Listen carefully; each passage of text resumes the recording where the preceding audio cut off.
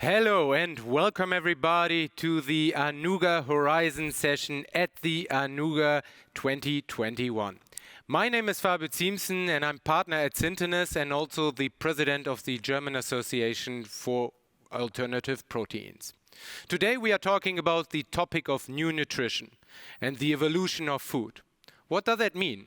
That means that every category we are looking at the moment is facing huge transformation. And I'm really happy to have three awesome speakers here with me today. Three speakers that have founded a startup that is transforming their sector. We are starting today with Philipp Harvey, who is the founder of BlueFarm. Welcome, Philipp. Philipp, so you are presenting to us today your company BlueFarm, which is not only transforming the alternative dairy sector, but also with a new distribution model. So welcome to you, and we are looking forward to hear your presentation. Yeah, hi Fabio, it's nice to meet you, and it's great to be here. I'm Philipp, and we are BlueFarm, and we want to reinvent milk as a functional beverage. What you see here is at the core of what we do. Packaged oat milk today consists of 90% of water and only 10% of oats. And we at BlueFarm don't believe in just mimicking animal products one-to-one or just rebuilding them, but we want to make them better and more functional. For us, we have defined three pillars where we want to become better. The first pillar for us is sustainability. The second pillar for us is health, and the third pillar for us is customer experience. And I will now show you how we will achieve that. But first of all, let's look at the strong early traction that we've seen. We launched in January this year, and in the first 8 months of the year, we've been able to sell 250,000 liters of oat milk. We have made more than 500K in revenue. Our product is now listed in over 30 zero waste stores all across Germany, and 45% of our sales today come already from recurring customers. We have been featured in press all over, from vegan magazines over Business Punk or The Family. For your basic understanding of our business, this is what we believe in. Milk has always been promoted as a healthy beverage, but today we know it's usually full of antibiotics and can even harm the environment and your health. The oat milks that we see today are packaged in Tetra Paks or drink cartons, and they've been proclaimed as this is the new milk, it's better for you and better for the planet. But if you look at it, it's actually a lot of water, just a tiny bit of oat or whatever the plant base is. It often has a very high sugar content and a quite neutral nutritional profile. We at BlueFarm, we believe that milk, because you consume it all around the day, from breakfast in your coffee or in the afternoon in your tea, you consume it all around the day, and it can be the base of a very healthy diet. Our solution is we reduce oat milk to its base, so to a powder. We then add natural additives that you might know as adaptogens that can enhance bodily functions and make your body perform better and make it more stress resilient. At the same time, by reducing the oat milk to the powder, we can reduce the volume and weight of the product by 90%, which in turn can reduce the packaging waste and transport emissions by up to 90%.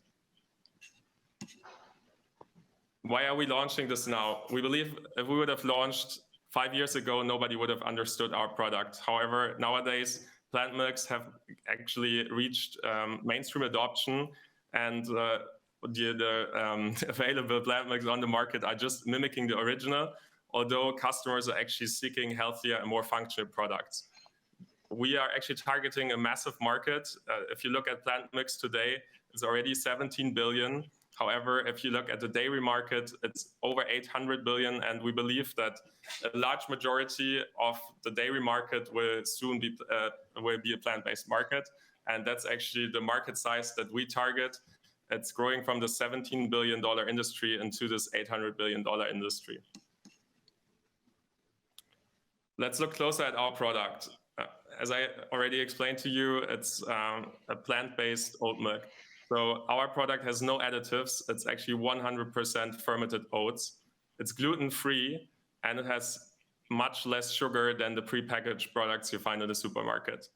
It's also very convenient as because of the small size and low weight, it fits in your mailbox. We can send you up to 8 liters directly to your house. You don't have to collect it from the post office.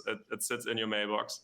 It's perfect as a subscription product because of its light weight, and it has a very long shelf life. Even when it's opened, it lasts up to 9 months.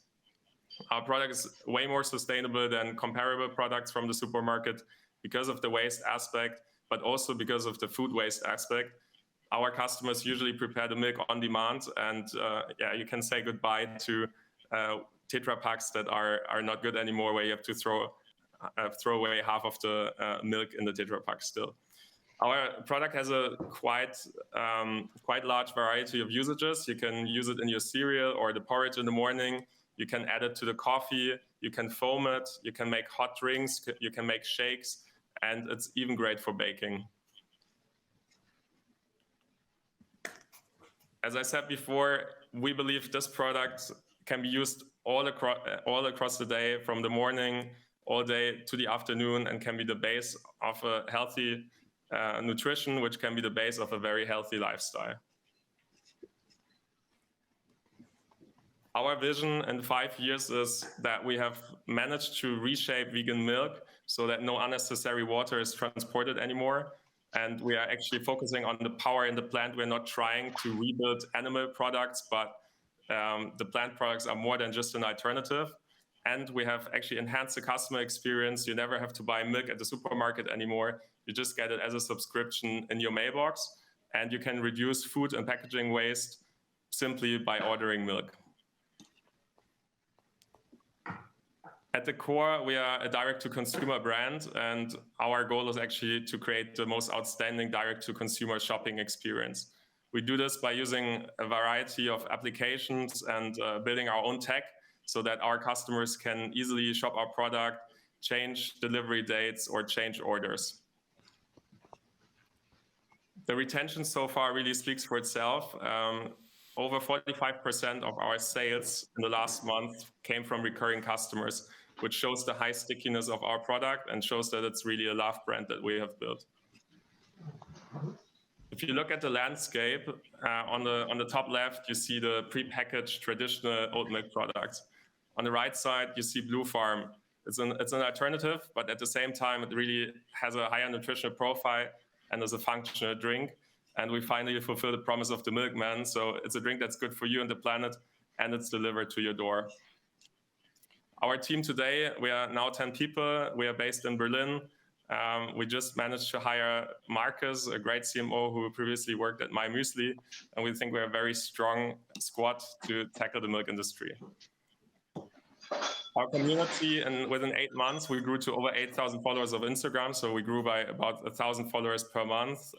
We see very strong online direct-to-consumer metrics. For example, our newsletter has an opening rate of over 50%, which shows that our customers are actually interested in us as a brand and as a team. Our conversion rate in the shop is over 5%, and our average shopper rating is 4.7 stars. So yeah, let's shape the future of milk together. Thank you. Perfect. Thank you very much, Philip, for this really insightful presentation. Now, the topic of direct-to-consumer is one of the most discussed topics these days. My question to you would be, what are the most important platforms for you, and where are you facing really challenges at this moment, since a lot of companies are now entering into the D2C market? For us, the most important platform at the moment is still Facebook and Instagram, as is the case for most direct-to-consumer businesses. However, in the last few months, there were a few changes in terms of the tracking, the iOS 14 update. So selling on Instagram has become a bit harder, and we need to be a bit more creative in terms of the channels that we use. We look at different platforms now, which are usually a bit more specific, very community specific. but we are actually very confident that we find alternatives to Facebook, although Facebook will maintain one of the strongest sales channels for us. Yeah.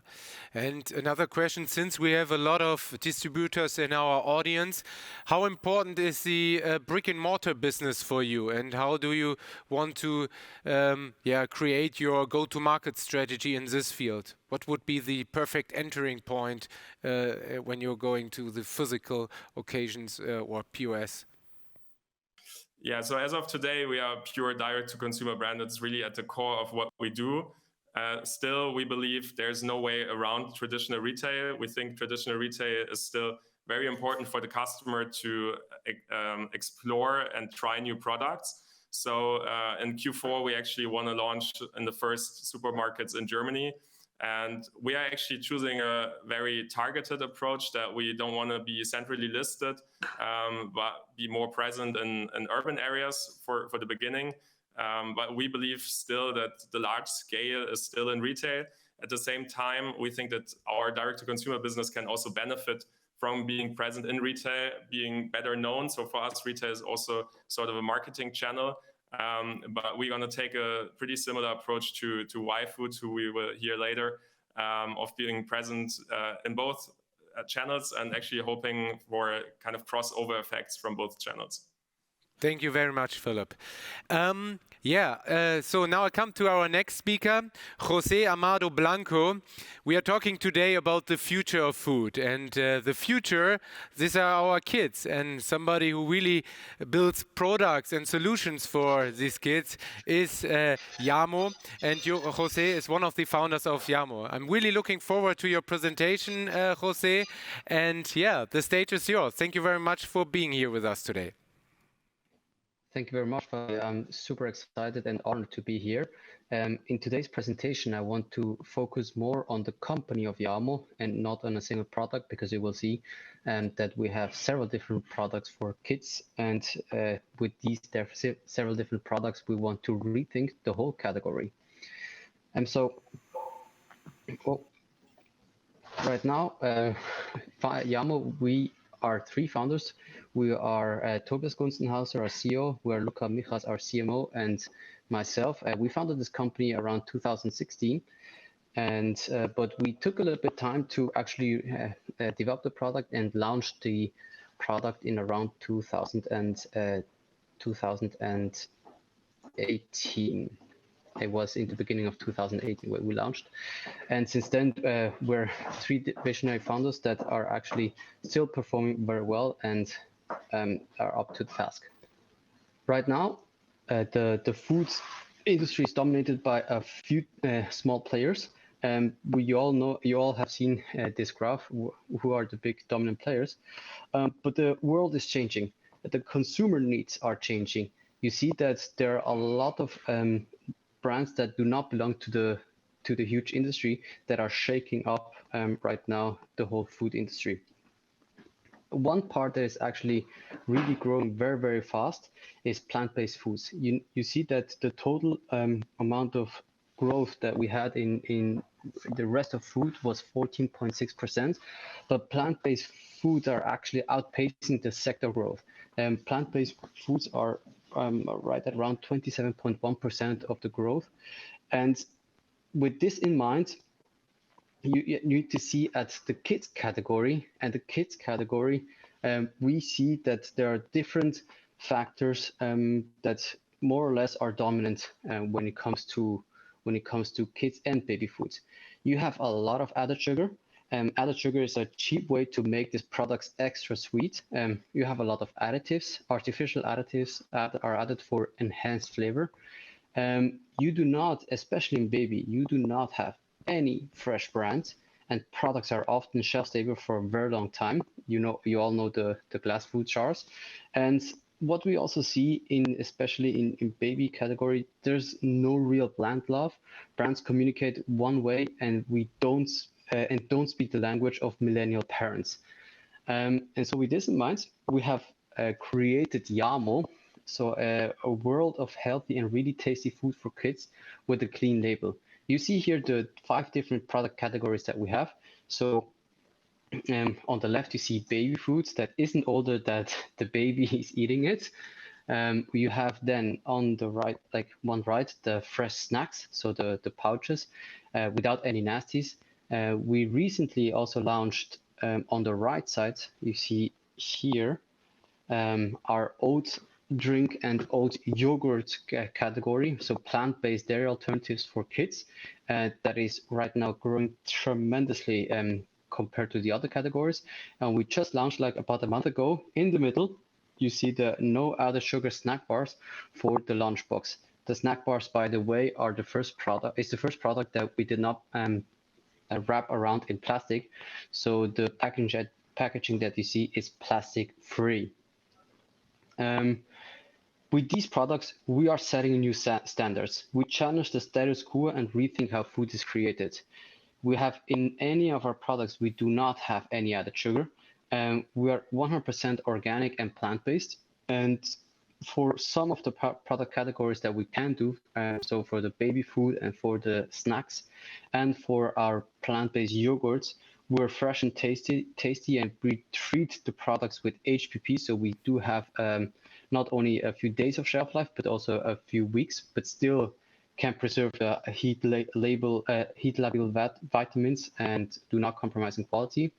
And wherever we can show the Nutri-Score, because side note, the Nutri-Score is not allowed on baby products, but only on kids products. And all of our kids products, they're Nutri-Score A, and so therefore have a best-in-class nutrition profile. If you look at Yamo, if you look at our company, we're a food technology company at the core. We're really setting the pace by that and build our moat.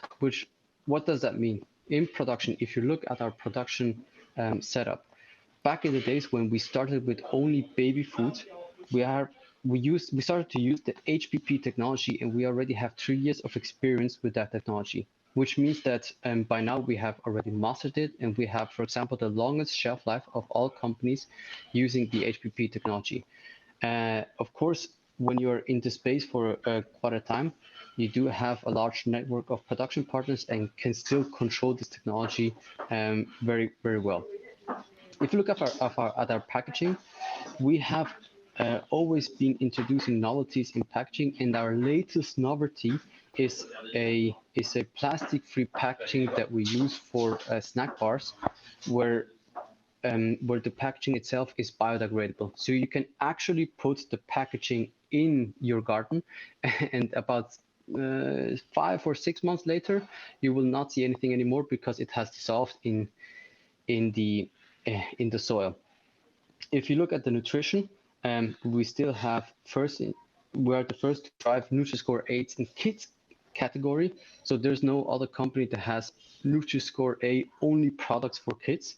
And we do have, even though it's a complex field, a lot of health claims in our categories where we can claim rich in iron or rich in vitamins B12, where other companies, they shy away from having all these natural benefits in the products.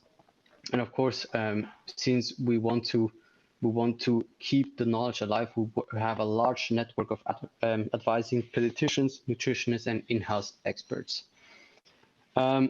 We at Yamo, we believe in the omni-channel way of doing it, and we also believe that since we do have already captured the trust of mothers in the baby category, we can widen it with going into the kids category.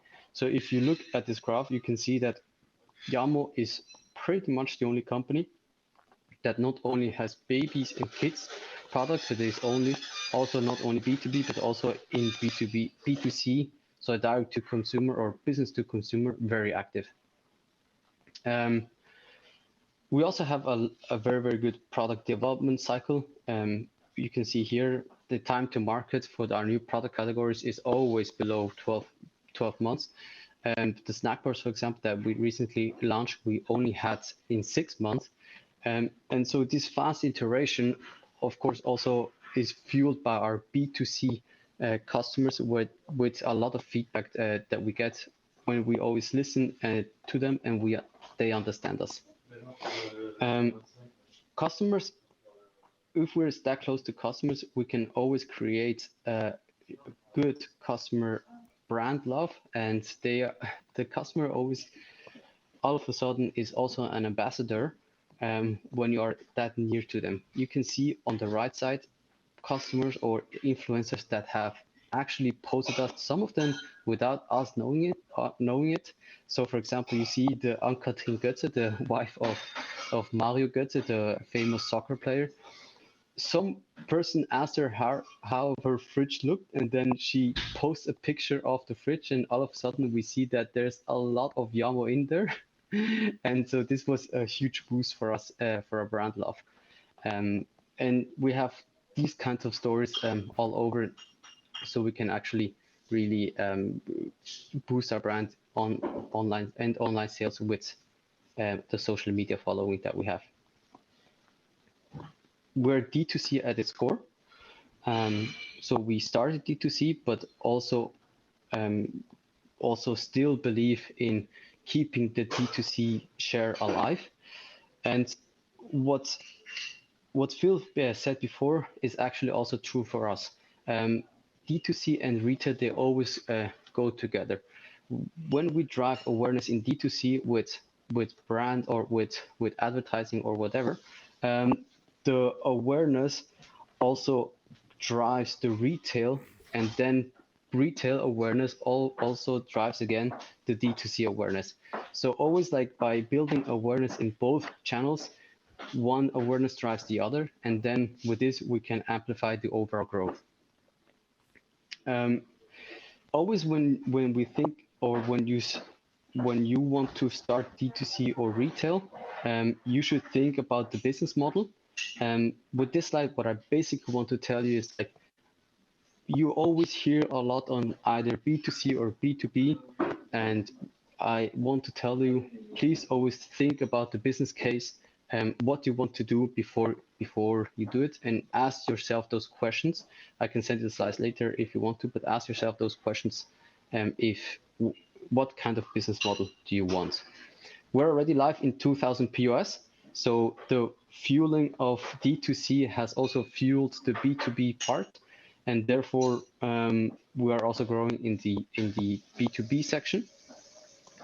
And of course, we not only try to build a B2C or a B2B company, we also try to be a rebel with a cause, and that's why we also always look at the sustainability of the company or the sustainability of the products when we create the next few products or the next steps that we want to take. Thank you very much. Perfect. Thank you very much, Jose. Also this one was a very insightful presentation. For you, one question. So since you started now a new product in a category that is already existing for centuries, what was your biggest challenge now entering with chilled food in the baby category? So right now there's no fridges in the retail section of baby food. So I think the biggest challenge was actually to explain the retailer that we need fridges in the baby category. And we have managed, so in Coop, the largest retailer in Switzerland, and in DM, the largest drugstore in Germany, we have managed to put in some fridges. And then we actually clearly see when we put the chilled product in this category that it sells really, really well. But there's a challenge to put the fridge in the baby category. Perfect. Thank you very much, Jose. We talk about this topic, and especially the D2C angle, in our panel discussion later on. So our next speaker is Benjamin Kremer. Benjamin is the founder of YFood, and I must really say, who has tried YFood is really excited that this one is a product that really can easily subsidize a whole meal. And I must say, Benjamin, I'm really excited that you are here with us today, because when you started, I think it was 3 years ago, there was already a lot of noise around some brands, especially US based, and now you are really reinventing this market. So I'm really happy that you are here with us today and telling us a bit more about the YFood story. Awesome. Yeah, very happy to be here. Thanks a lot for the invite. I hope you can see my slides and everything works. All right, then I'll jump right in. Does it work? Can you see the slides? Yes. Perfect. All right. Yeah, who am I? I'm Benjamin Kremer, one of the founders and CEOs of YFood. And yeah, who are we at YFood? So we are a Munich-based food tech startup designing smart nutrition for a modern generation. I have to say, yeah, that slogan is quite salesy. So to look a bit deeper, down there you can see a range of our products to get a bit better understanding. So we have 3 different categories currently. We have RTD, it's a ready-to-drink products, already pre-mixed. Then we have powder products to mix yourself. Both of these products have the aim to replace full meals, so breakfast, lunch, and dinner. And then we also have a new product category, our bars, which are more aimed towards replacing in-between snacks. And the common thing of all these products is that they comprise or give you all the essential macro and micronutrients in a perfectly balanced way your body needs. So basically, healthy fast food of the future. We're trying to, for people who have a busy day, a busy schedule, who don't want to eat unhealthy, we try to provide a healthier alternative to fast food, to junk food, through our products, which basically comprises everything, all essential nutrients the body needs. But above all stands for us the clear focus on taste. And I think that's also probably a differentiator towards some other products which are out there on the market. Because we believe that if you really want to break, especially in the food sector, into the mass segment, you really have to focus on taste. You have to bring products to the market which taste great. And otherwise, if you have to compromise on taste, you'll probably be able to serve a niche customer group, but never really the mass market. And therefore, for us, there's always been from the beginning this clear commitment towards taste. To give you a bit of a snapshot where we stand today. So we are now 4 years in the market. We were founded in 2017, and today our team comprises a total of 140 employees, and we have a fairly deep retail distribution achieved already with over 17,000 point of sales in the DACH market, which is our core market, the UK and the Netherlands. And to date, we have collected a total of 20 million euros from strategic and financial investors. And down there you can see the logos of some of our retail partners we work with. To go a bit deeper into our brief history of the past 4 years on this timeline, you can see it. So we've been launched in September 2017. Then in 2018, so roughly 1 year afterwards, we jumped or expanded into retail. We also started out as a D2C business initially. Then in 2018, we had the chance to be aired on the TV show Höhle der Löwen, which is the German equivalent of Shark Tank, and which gave us some initial boost, some initial acceleration, and some great publicity in Germany, which was really helpful at the time. Then 1 year later on, we closed our first financing round of 4.2 million euros, expanded into new product categories. We started off with our RTD products, but then expanded into bars and powder. 1 year later, approximately, we closed our second financing round of 15 million euros, with which we went into international expansion to especially the markets UK, France, and Netherlands. And quite recently, we did a complete overhaul of our design of our corporate identity with a cool new CI, and now approach the 100 million euro revenue run rate. And Fabio, you asked me to also talk a bit about the current food trends we as YFood see in the market, and therefore we compiled a slide here to map a bit, what is out there. And I think from the different words you see here, one thing you can really see currently is that there's probably never been that much movement, never been that much disruption kind of, or that much different trends in the market like there's today, which is really crazy. You have like smaller trends which are more like in a niche space, but also like clear macro trends which affect all areas of society. And from those many trends, we at YFood, we from the beginning focus on 3 really big macro drivers, macro trends which affect actually all segments of society, and which are convenience, health, and sustainability. So to leverage a bit more on those 3 macro trends and how we at YFood tick those specific boxes. So I think for the convenience part, which is probably the clearest part at YFood, we claim not only to have convenient products, we claim to have ultra convenient products and bring convenience basically to the next level by providing this ultra convenience value proposition. So what does it mean? It means that we have products which are completely pre-portioned meals, and you basically don't have to do anything anymore, no preparation, just open the lid and they're directly consumable. You can drink it down within, 30 seconds, and you have a full healthy meal. And also combined with the long shelf life, our products offer, and last but not least, not the need of any refrigeration, so it's also the perfect on-the-go product. We think, or we claim, that this ultra convenience is really in the core of what we do, and therefore is fully aligned with the society, which gets more and more mobile, which has more and more time constraints, and therefore is a strong driver also going forward. The second trend we leverage on is the general trend for healthier nutrition, for better for you products in the food space.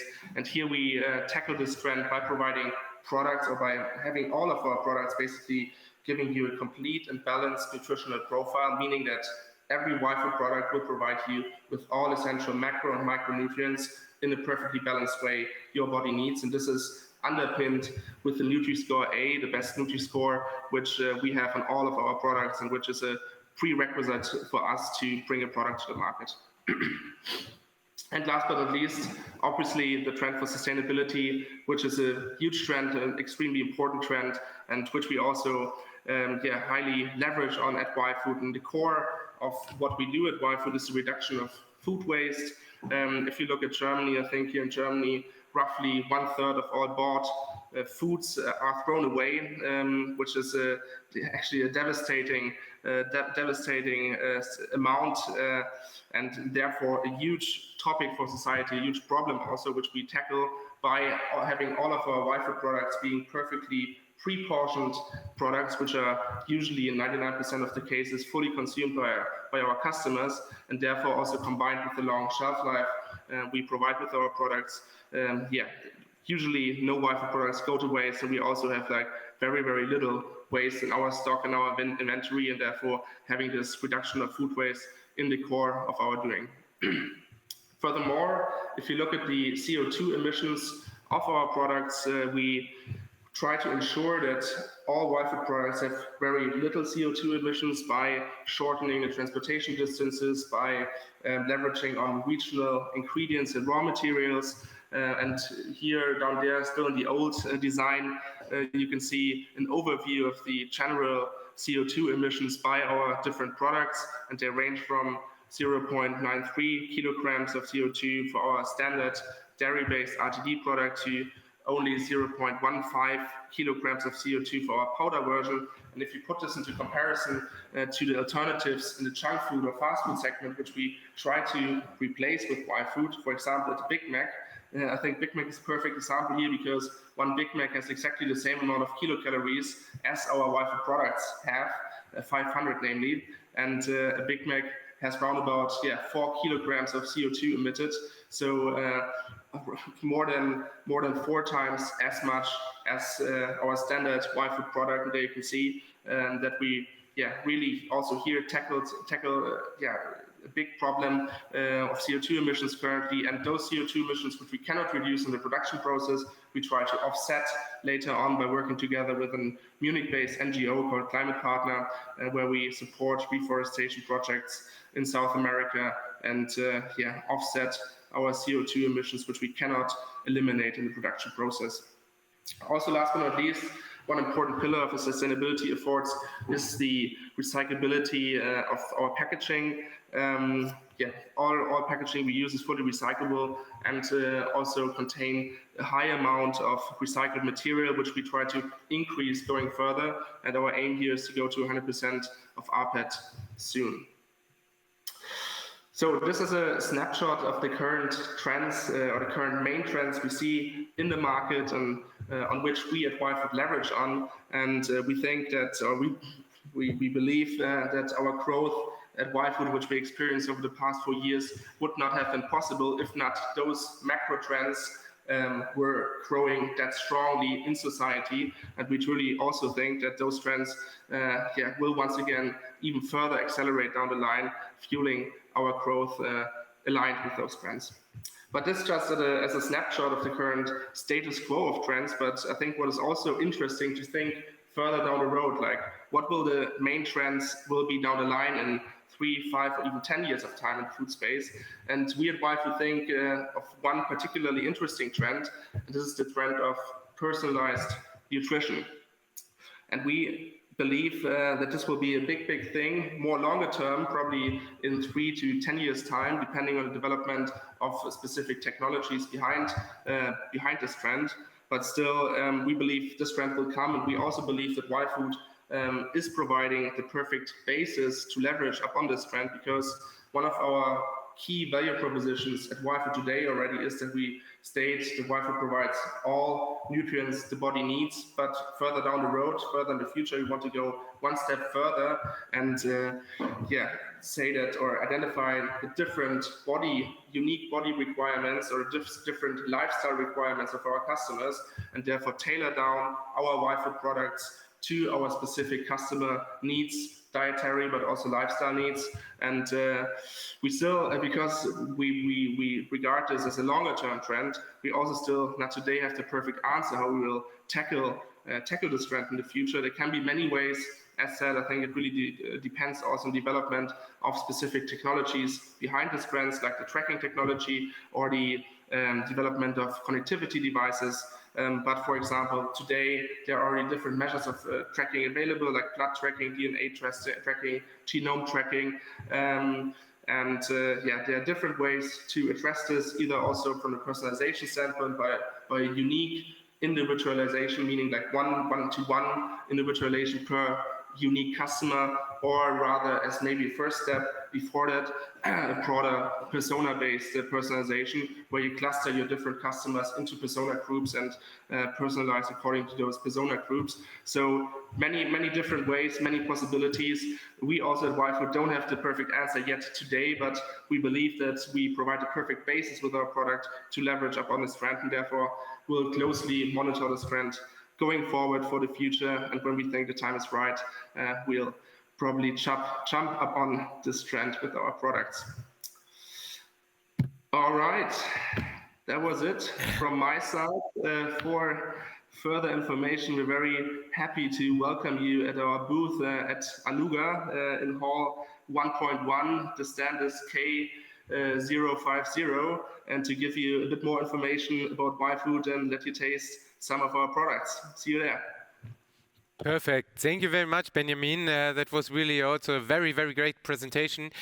My question to you is, what is the primary use case for YFood customers? We were talking about that the breakfast area and also the lunch area gets more and more functional. Do you see here an increase also due to Corona? And how do you see the future development here in this sector? Yeah, absolutely. So the primary use case for YFood is currently people have a stressful, a busy day and don't want to eat unhealthy. So that's basically in a nutshell. And what we see in the market and what we also believe going forward further in the future is that usually the eating habits will divide in two main directions. So there will be social meals and there will be rather functional meals. And social meals are those meals where you spend time, where you spend money, you go to the local market, buy fresh ingredients, you cook them within hours and have a dinner or lunch with your friends and family. And then there are on the other side are those functional meals, which are typically rather in the breakfast or lunch space and usually also associated with a working day, and where you don't have a lot of time and where you rather optimize for health while saving time and money on the other side. And this money and time you save on those functional meals, you can then in turn spend again more broadly on those social meals. So we think that the eating habits will probably divide more in this direction. And obviously with YFood, we are positioned definitely more on the functional side. To make those as perfect as possible. Perfect. Thank you very much. And another question regarding your distribution strategy. Your product is a very convenient product, and people use it more instantly, I would say. And we are looking now at a very diverse distribution landscape. Yeah, we have instant delivery companies, we have onboard retail in planes, in trains, and so on and so forth. Could you share with us a bit more your learnings about this different distribution channels and how you use them, or can you give us some insight here on this side? That would be also very helpful. Sure. So as stated, also we at YFood started off as a D2C player, because in the beginning it's difficult to directly get into retail. So that was the go-off approach for us, also to gather learnings, to build a customer base, to build a brand with limited resources and limited capital. And then secondly, we pretty quickly then went into mass retail, namely LEH in Germany, the broad supermarkets. But I think one great thing about our product, and I think there we are really lucky that we have a product which basically works everywhere. So we currently also have like rather more exotic distribution channels. So we are available in do-it-yourself stores. We are available in company canteens as well, in sport outlets where you buy sport, fashion and stuff. So really different distribution channels which work for our product, and therefore we try to take as many distribution channels as we can get in order to give our customers as many options to get in touch with YFood and solve their problems of busy days and unhealthy eating habits. Perfect. Thank you very much, Benjamin. So now as the next and last point in today's session, we have questions to all the three of our speakers. And the first question here goes to Philip. Since we have now heard from Benjamin how he thinks about the future of food, especially in his point of view, personalized nutrition is one of the major steps that we are taking here. What is, in your point of view, the next evolutionary step when we are looking at food, and how you want to tackle it as a next step of BlueFarm? I think you're mute. You are mute. Good thing. I think now I'm back. Yes. Okay. Well, first of all, I think he's quite right with saying that personalized nutrition will be a future trend. It's something we also monitor at BlueFarm and potentially see as an area to tackle in the future. However, for the time being, we still think convenience plays a major role in people's lives. We want to address convenience by shipping our product to their houses in a form that it fits through the mailbox, so you don't need to collect it at the post office or be at home to receive the package. At the same time, we look at personalized nutrition as a slightly broader spectrum, so we're going to launch products that are perfect for specific target groups. So if you look at kids or seniors, we're going to have basically tailored products or customized products for these target groups. Yeah. Thank you very much, Philip. And Jose, if we are talking here, you said at the beginning that Yamo is a tech company, and that data is very, very important for you also to develop your products. Where do you think are the next big steps in the evolution of food, and especially in your case in the evolution of baby food or child food? We already touched some of the points, but one of the points that I think has not been stand out yet is not only personalized food and sustainability, but I think customer experience in general is more and more important. I think, Phil, you already mentioned a little bit in your presentation. The customer experience of a product in the retail, more or less the retail has like the ownership of it. I think as a as a brand that really masters D2C, you can also master the customer experience, the unboxing experience, and a lot also how you communicate to the customer. And we see more with our data that if you master customer experience, you can actually master also the brand love. And I think here a lot of companies will have to invest a lot more in order to survive in the near future. Thank you very much, Jose. In your case, you were specifically talking about that you are a plant-based company and that you have plant-based products in your portfolio.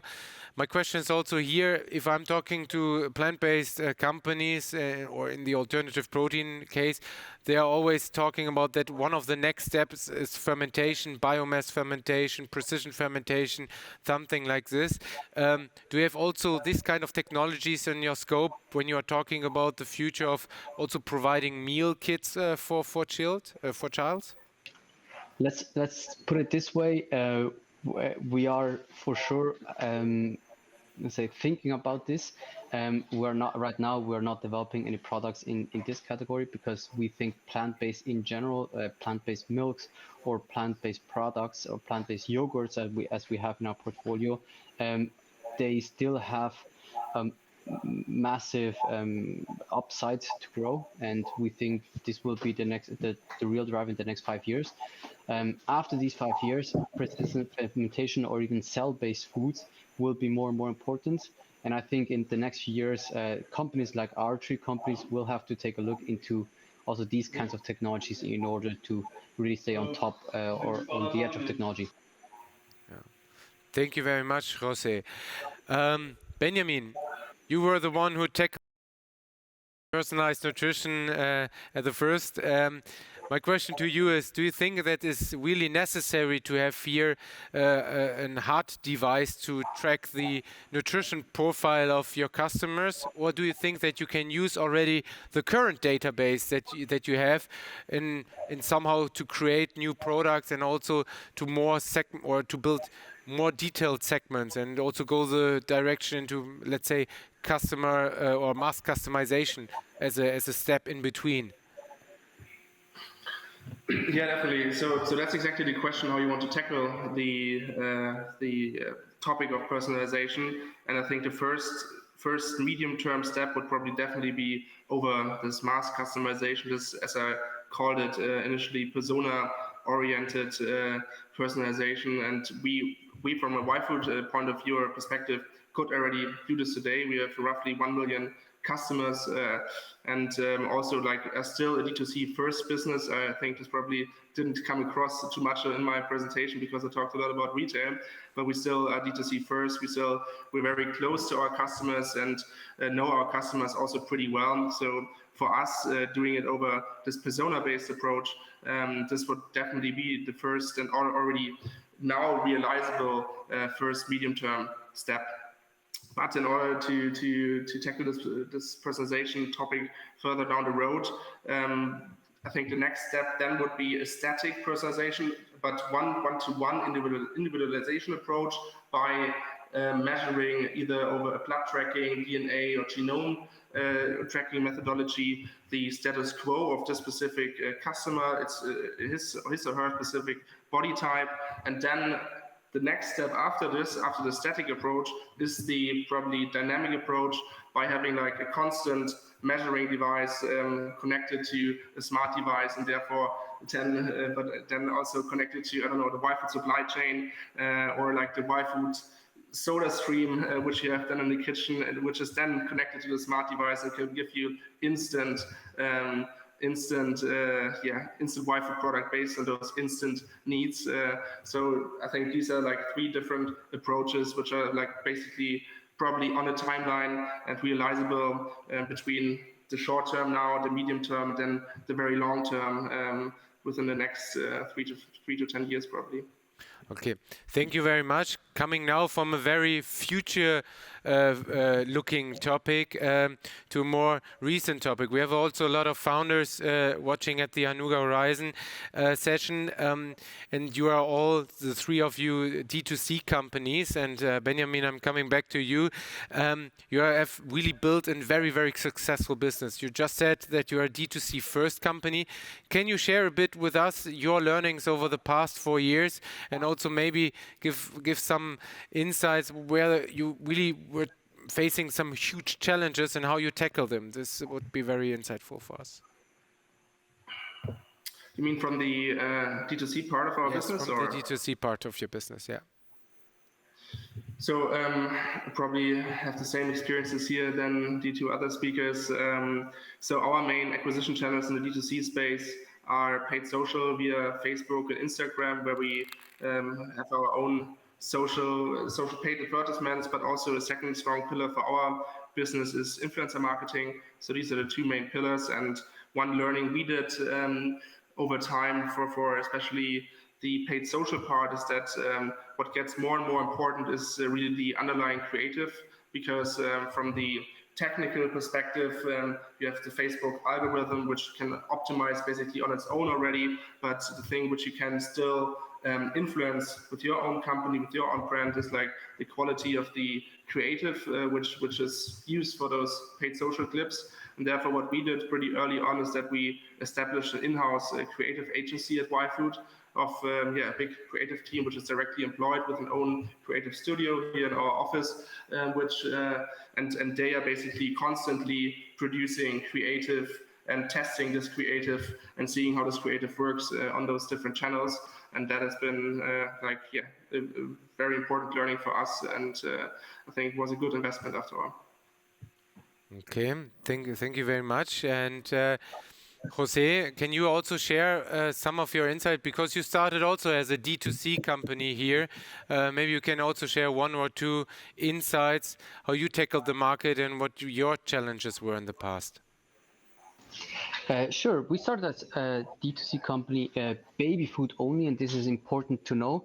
And for us, the real challenge, I think, because all the other food categories were already more or less bought online a little bit, baby food was not bought online at all. So, I mean, it's still sort of our challenge to a little bit change the habits, to get the mother to an online store and get her to buy a baby food subscription.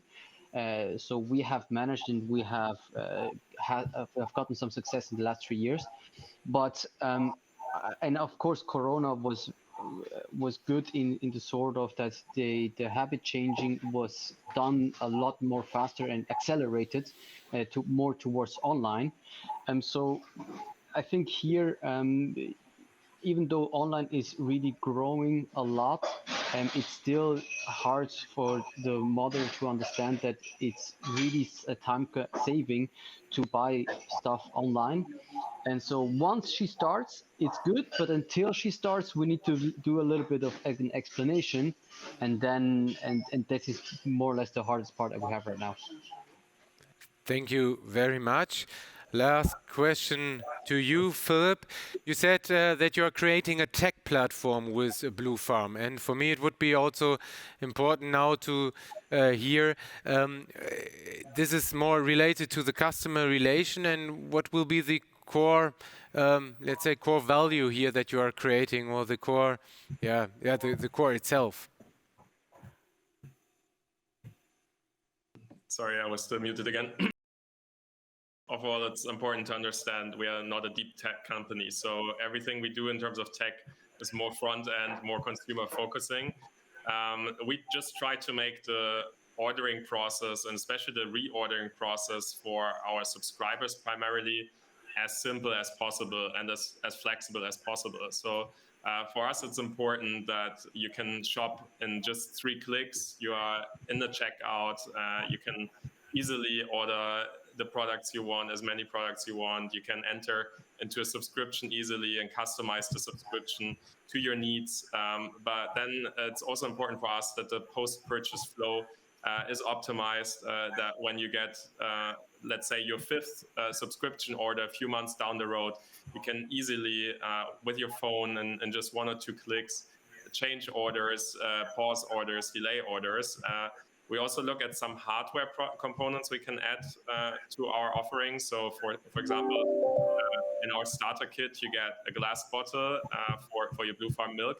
And in the future, you can just with the tap of your phone, bottle, essentially reorder your subscription. And things like these, it's very low-touch tech in the end. As I said, we're not an AI company or anything. But the beauty today is that for companies like the 3 of us, there's so much tech available that you can just use plug and play, and then you add a layer of your own tech on top of that, and you have a very beautiful offering for your customers. And that's basically our vision, that in 2 or 3 years, the whole process is so streamlined and seamless for the customer that there's absolutely no way around it anymore, and you will prefer it over any other shopping experience. Perfect. Thank you very much, Philip. Yeah, and I have to thank you, all 3 of you, for being part of this Anuga Horizon session today. The Anuga Horizon session, the name of today's session was The Evolution of Food, and I think it turned out a little bit to a D2C discussion that we had in the end.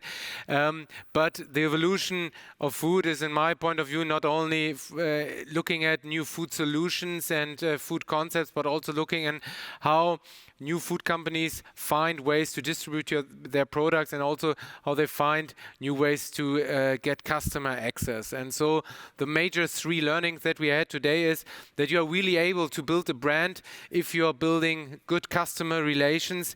That tech needs to be also the core of your business besides food. I would say food is more for the love and the passion, and tech is more for the core of the business to really build something that can speed up. And that point 3, data is the future. If you're looking at personalized nutrition on the one hand, but if you're also looking at how you can further develop your products on the other hand. I'm really looking forward to see you next year at the Anuga Horizon conference or fair. And if you want to stay tuned, then please have a look at www.anuga-horizon.com for more information. Thank you very much, and I wish you all a very successful Anuga 2021. And stay safe. Thank you very much. Thank you, Fabio. Thank you. Thank you, Fabio. Thank you. Bye-bye. Bye. Bye.